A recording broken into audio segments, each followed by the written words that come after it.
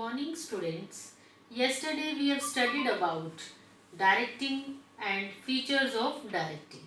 So today I will discuss with you all what are the importance of directing. Students, directing is the heart of management, and it is the fourth very important function of management. So now I will discuss with you all what are the importance of directing. See, the first importance initiates action. As you know, directing is the fourth function of management, and under the first three functions of the management, a base is prepared for the business activity. And in the fourth function, that is directing, our managers guides employees, instruct them how they have to work. And if suppose they are facing any problem in doing work, then managers remove that problem. In this way, in reality, work start under directing. That's why it is said directing initiates action. Now, second importance is directing integrates employees' efforts. In a business organization, different employees works. Their work is different, but it is connected to each other. Means completion of the total work of the organization is dependent on the activities done by different employees.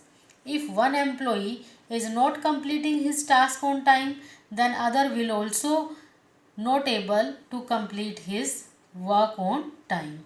In this way, our managers keep on guiding as well as supervising the employees that whether they are doing their work properly on time or not. In this way, efforts of every employee is integrated towards achievement of the main objective of organization. Next is directing guides employees. Through directing, our managers guide employees how they have to work if they are facing any problem in doing business activities. Then at that time our managers guide them, instruct them and help them in taking correct decision. Next is facilitates introduction of change.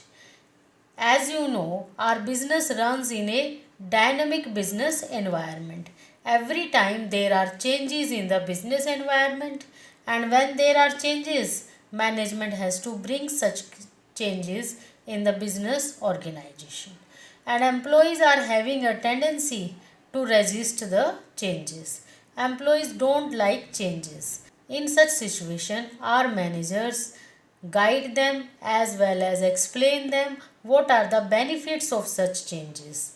And by telling them benefits of changes and guiding them, they persuade them to adopt the changes. In this way, directing facilitates introduction of changes in the organization.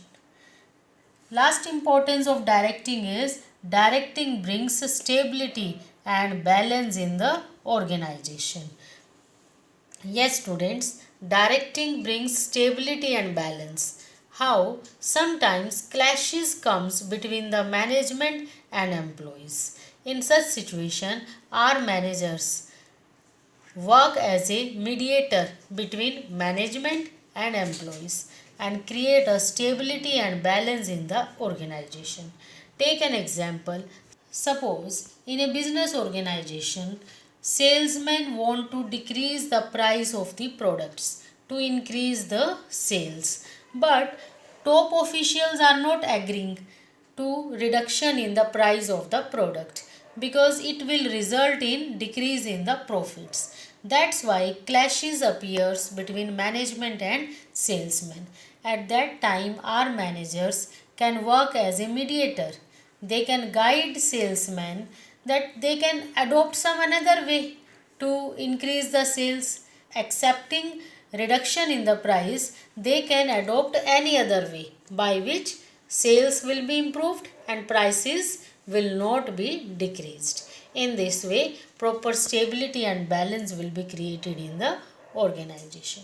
So students, these are the 5 importance which we have studied.